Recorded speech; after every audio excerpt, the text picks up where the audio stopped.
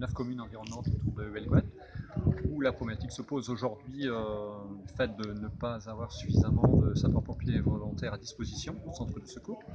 15 sapeurs-pompiers volontaires, ça fonctionne, mais ce n'est pas suffisant pour pérenniser un centre de secours dans un environnement idéal ici que vous ne voyez peut-être pas, mais donc avec un centre de secours tout neuf, en bordure d'une rivière magnifique. Donc voilà, il y a un besoin de sapeurs-pompiers volontaires, de renforcer l'effectif sur Huelgoat, de façon à ce qu'on puisse travailler, les sapeurs-pompiers puissent travailler plus sereinement, et ici au centre de secours et dans leur vie familiale aussi, bien entendu. Nous, ce qu'on recherche, c'est surtout des gens qui sont durablement implantés sur les territoires, dont on sait qu'ils vont rester sur le territoire, disons des gens entre 25 et 45 ans, et qui sont dans la capacité de rejoindre le centre de secours dans un délai maximum de 10 minutes. Ici, c'est un endroit un peu sensible parce qu'il y a beaucoup d'interventions. Voilà, donc le centre de secours du Helgoat intervient souvent. Il présente la particularité d'être une commune centre qui draine beaucoup de touristes.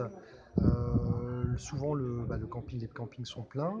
Il y a énormément de randonneurs à pied, mais également en VTT. Il faut savoir qu'un des plus gros rassemblements de VTTistes en France se situe à Helgoat, comme le Roc des Bons d'Arrêt, où par exemple le week-end dernier on a eu jusqu'à 6000 VTTistes, forcément qui génère un risque.